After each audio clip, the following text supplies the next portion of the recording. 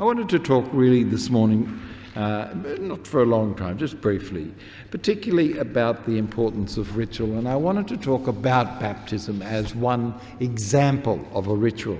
For the last couple of weeks, we've emphasised the notion of the body, the body, soul and mind, or body, mind and soul.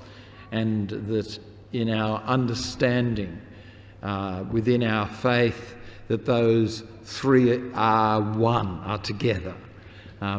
Obviously you can't have a soul without a body and so forth, and you can't have a mind without a body, and we are one together. The other aspect I think we've talked about is the exterior and the interior. Now the interior obviously is the interior of the body, our liver and heart and whatever, but I'm referring of course to that which is within us, the essence of our being. And I suppose that's the closest we've got to the notion of our soul, is the essence of who we are, our true self, that which was implanted in us right at the very beginning. Some would say the image of God, or the inner teacher, or whatever it is that is intrinsically ourselves. I suppose in that way it talks about the soul being the seed which is within us and grows. I'm a great believer that we're not static human beings. We don't start off at 1 year of age or whatever and exactly the same at 101 years of age. If we are, we're in trouble. Certainly physically we're not, but neither are we spiritually. We must have that growth day by day, month by month, year by year, decade by decade. We are growing. We are maturing. We're living life, having experiences, meeting people, reading, learning, having a notion of how God has come into our life. As a child, we understand it in one way. As an adult, we understand it differently. Of course we do. We must. That's what growth is about. That's what maturity is about. I've said before, you can have 40 years over and over again, or you can have 1 year. You can have 1 year 40 times, or you can have 40 years of growth. The fact is, I pray that you are not the same as you were 20 years ago. I don't think I'm the same as I was last week or last month. There have been experiences that have come into my life and that have shaped me and formed me in ways that I am yet to know what will happen in the future. For those of us who have a religious bent or a sense of the spirit of that which is beyond the physicality of our life, there's an exciting awareness of how we are changing, what we are becoming each day of each year. Body, mind and spirit. If our minds weren't changing, if we weren't learning, we'd think there's something wrong. If our bodies weren't changing, sorry to say it, but weren't aging, we think there's something wrong, because that's part of what life is all about. So therefore our spirit, our soul, the very essence of our being must also be changing. It's not to be fearful, not to be concerned about. It's what life is all about. That we are seeing things perhaps differently from the way we've seen them before. I've mentioned before, for those who've had the opportunity either of having grandchildren or of being around little children, that they can have a tremendous impact upon our soul, the way we see the world. It's a marvellous thing to see the world afresh and anew through a child's eyes. It's a way in which we grow spiritually, is by going back to that very original vision that the child actually gives us as a gift, to see the world the way it is, like those little ones there before. They're not quite sure what they're going to say until they open their mouth and start to say it. And they can say the most profound things, and that profundity affects us within our soul. It's important in our spiritual lives to ponder, to think, to be in our body, in our mind, in our soul. There is not just you and me, but there are us together, and we are influencing each other all the time. Sadly, sometimes in negative ways, but pray in positive ways, through community, through the opportunity to speak to each other. There can be some wonderful connections that we can actually have. But I wanted to talk about baptism, because baptism in the Christian tradition is sort of an early step of thankfulness, of gratitude. It starts with, in our tradition, with a small child, and with the parents saying thank you for the gift that has been given, saying that we will nurture this child, saying it in a public way, that we will nurture and nourish this child, and we'll give this child the very best that we can of the human experience. We'll make sure when they get teeth that they clean them once a day, or hopefully twice a day. We'll look after their bodies. We'll look after their minds. We'll see them grow. And thirdly, we'll look after their soul, their spirit, the essence of who they are.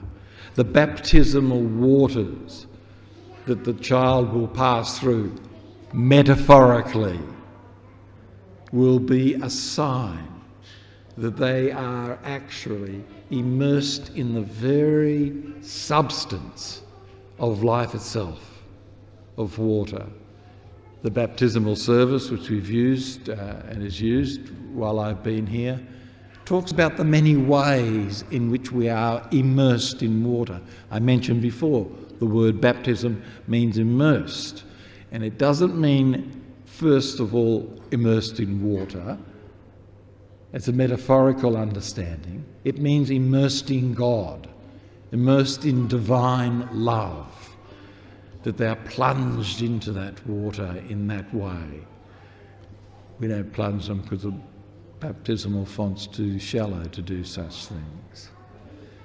But we use the symbol of water, of that life-giving stream that flows from the throne of God through the human being into the world as we see it here today. The water of life in so many different ways. And they need to be immersed in the very essence of what is important in life, what is of value, what will make you as a human being in your maturity be a person who will be of goodwill and willing to understand the great sacrifices that can be made in life, the sacrifice of Christ, the sacrifice of others around us, that we nurture children in that understanding, not just in terms of knowing about something, but knowing it at a deep level so that it takes hold of their being. It takes hold of their being in terms of their love. Taking hold of their being, almost so they don't have to think about it, They just act and just do it. There's a story told of a village in Switzerland during the Second World War, and they sheltered many Jewish families. They sheltered so many Jewish families that after the war, they became an object of study. People were intrigued at why this village and not the next village sheltered so many people during that terrible Holocaust. They had a Lutheran minister. They were a Lutheran church, so they had a Lutheran minister. Same minister for 30 years. And during that time they said that he only ever preached one sermon. What do you think that might have been? Only one sermon for 30 years. Love your neighbour. Love your neighbour. Those people did not even need to think about loving the Jewish people among them, because they knew at their very essence that that's what they were to do, that at their soul level, that of course they would love their neighbour and show care, show love and protect them during dangerous times. It was because they followed a ritual of love, not ritualistic, but a deep-held habit, a deeply held ritual, and they hid their neighbours when danger came so that they might live because they love their neighbour. Rituals are good things, not ritualism. I don't mean things that you just do for the sake of doing them over and over again. But rituals can be very powerful in our lives. In the Catholic Church, I think they got one of those wonderful traditions, and I almost thought about doing it here. They take the baptismal font, water, they dip a branch into it, and the priest walks around the congregation and sprays everybody and says, "Remember your baptism. Remember your baptism." And it's done every year as a symbol, as a ritual, a good ritual, so that when that water splashes on my face or on my mohair coat that I bought from David Jones, I remember my baptism. It comes back to me again that I am connected to the divine stream of God. Baptism in the Christian tradition is not just a one-off experience. Of course, it happens once, but it's not just a one-off. It's meant to be something that holds you, that continually touches you, like putting your hand into a river and feeling the water passing over your hand every moment of every day. The ritual is to be extended into life itself.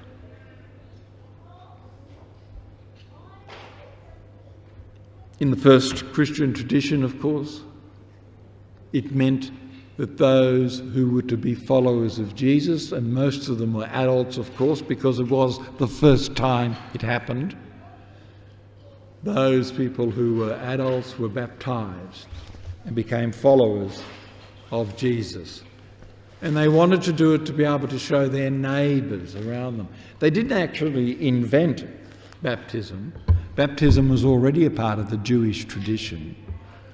But they took it as their own, and they made it for themselves a way in which they could name themselves as against those who were around them. In our day, we continue baptism. We continue it as a way of showing those around us that we hold certain values, that we hold the fact that Christ is the one that we're following. But we're following those of goodwill. We don't just make it down to one particular way of understanding the world. We hold on to the values that many places I can find Christ. I can find Christ when I walk along Glenferrie Road and the fellow there, you may have seen him drawing with chalk on the sidewalk, and I look at him and I talk with him and I drop a couple of dollars into his hat and I see in his face the face of Christ. That's what it's meant to be. It's not meant to be just a historical event. Oh, it's wonderful. Let's remember an historical event. No, it's meant to be an event that happens all the time, every day, in every experience. And as I finish, that's what I want to say about baptism. It's not just an event that happens once, it's something that happens every day, that we are immersed in the love of God, in the love of the divine. We are immersed in the stream of life, and we will grow deeper and deeper into that. We will become more mature. We will become more knowledgeable. We will encounter in ourselves those things that we abhor, but we will also discover those things that give us grace. Can I finish with this one poem which I found a couple of weeks ago, which talked about this growing experience, this deepening experience of life. It's by Derek Walcott, who is a Jamaican poet who wrote some beautiful words. And he wrote this one called Love After Love, and Love After Love. And let me conclude with this. The time will come when with elation you will greet yourself arriving at your own door, in your own mirror, and each will smile at one another and say, welcome. To meet yourself at your door and say, welcome. And you will say, sit here, eat. You will love again the stranger who was yourself. Give wine, give bread, give back your heart to itself, to the stranger who has loved you so much. All your life, you have often ignored the other. Who knows you by heart? The one that knows you so deeply. The one that has given you love letters and wanted you to love yourself. The photographs, the desperate notes, the peels of your image in the mirror, feast upon your own life. Not once a year, but every day. Remember your baptism. Amen.